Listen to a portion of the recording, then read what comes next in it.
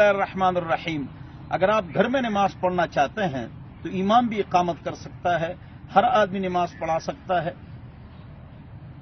اس لیے کہ اگر پیچھے حافظ عالم مفتی ہوگا تو اسی کو آگے کریں گے، لیکن اگر وہ نہیں ہے تو جس کی داڑھی ہو یا نہ ہو وہ نماز پڑھا سکتا ہے۔ ایک فرد ہے نابالغ یا بالغ تو دائیں طرف امام کے ٹخنے سے اس کا ٹخنا پیچھے ہوگا دائیں طرف۔ اگر دو افراد ہیں پیچھے، اگر امی جی ہے مستورات ہیں تو پیچھے، اگر بہت سارے افراد ہیں تو سب سے پہلے بالغ، پھر بچے، پھر مستورات کھڑے ہو جائیں گی، مستورات کھڑی ہو جائیں گی۔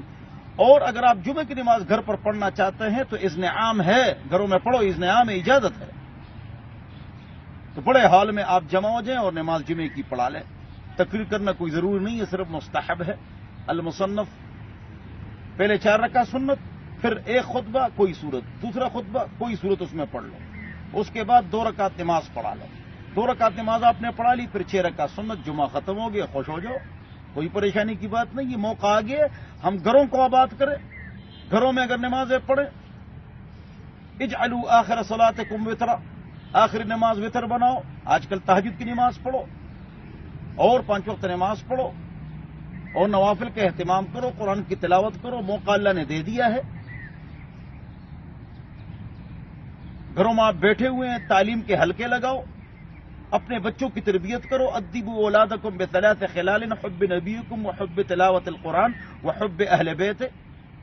نبی سے محبت ان کے دل میں بیٹھاؤ، قرآن کی تلاوت، اہل بیت سے محبت، حضور کی بیٹیاں اور بیویاں ان سے محبت، ان کو نصیحت کرو، اولاد کی تربیت کرو، ٹائم ٹیبل بنا لو، اسکول کالج یونیورسٹی کے لڑکے نوٹس تیار کرو، سبق یاد کرو، جو حافظ عالم ہے وہ قرآن یاد کرے، وقت کو قیمتی بنائے۔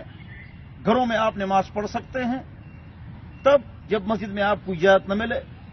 اللہ تعالیٰ مجھے اور آپ حضرات کو عمل کی توفیق عطا فرمائے۔ وآخر دعوانا الحمدللہ رب العالمین، وصلی اللہ علی النبی۔